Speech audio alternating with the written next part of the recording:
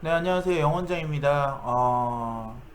문과 학생들 수학 점수 따기가 더 어려워지고 있다는 기사가 나왔거든요. 뭐 조선일보뿐만 아니라 여러 군데서 지금 기사가 나온 부분이 있어서 여러분들하고 제가 이미 예견은 했었지만 공유하고 그거에 대한 대안법, 대처법 말씀드리기 위해서 영상 찍어 보겠습니다.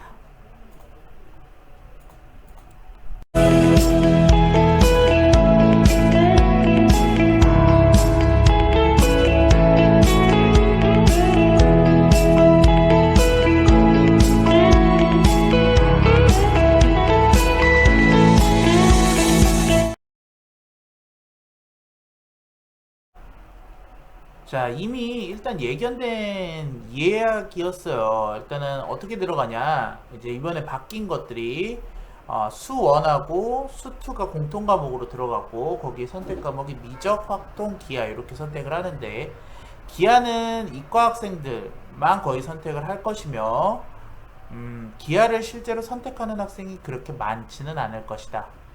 그래서 기하는 1, 2등급의 싸움이 치열할 것이며 나머지 3등급, 4등급부터는 점수가 조금 떨어질 수 있다라고 말씀드렸고요.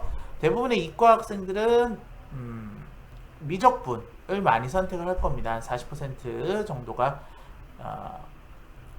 미적분을 선택을 할 거고요. 그리고 난 다음에 이제 미적분에서 성적이 밀릴 것 같은 친구들이 문과들이 많이 지망하는 학통을 선택 과목으로 선택하기가 많습니다. 그래서 문과 폭망 이 사태가 이제 벌어질 수 있다라고 하는 게 이제 그 부분이라고 보시면 되겠습니다. 이번에 모의고사를 봤죠.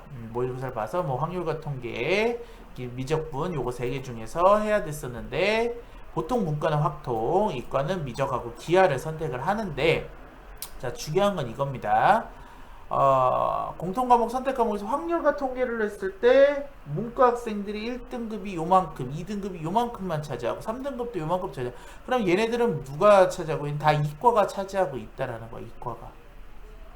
그러니까 문과하고 이과가 이렇게 합쳐지게 되면은 사실상 이과 학생들이 수학 공부나 수학적인 시간을 많이 쏟기 때문에 이과 학생들보다 똑같은 과목으로 들어갔을 경우에는 당연히 유리할 수밖에 없어요. 그래서 이게 뭐 통합 과정에서 나올 수 있는 어쩔 수 없는 이제 부작용이고 불리함이기는 한데요.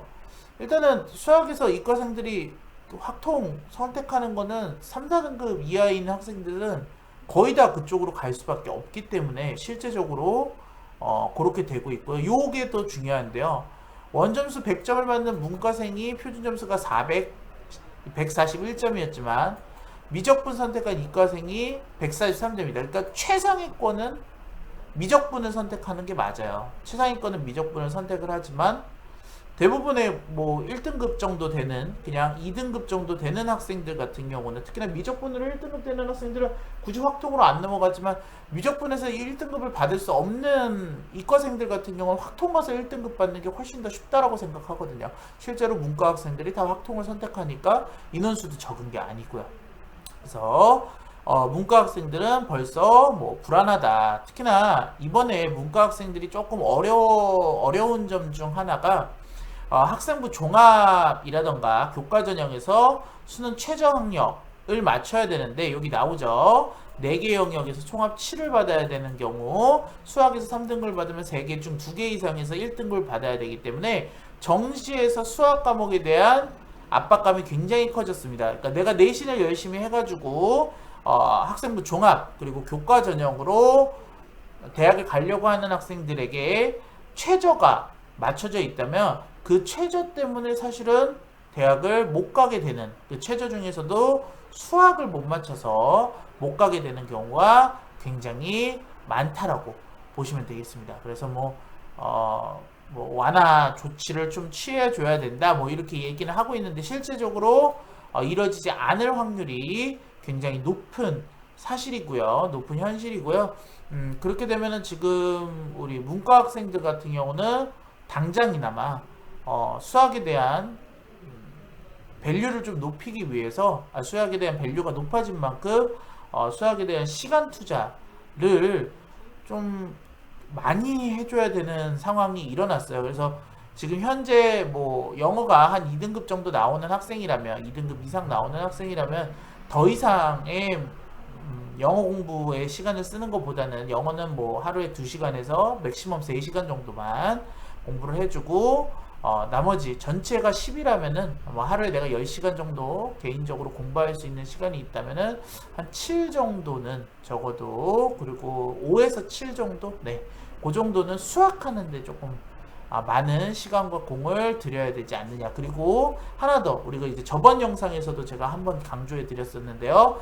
작년, 재작년, 3개년, 5개년 그 전에 있었던 수학 문제를 푸는 것보다요, 최근에 변형된 형식의 문제 푸는 법을 연습하는 게 수학 점수를, 수학 등급을 1등급이라도 높이는데 도움이 된다라고 제가 말씀드렸어요. 꼭 다시 한번 알고 계셔야 돼요. 작년, 재작년, 3개년, 5개년 문제를 풀지 말라는 게 아니에요.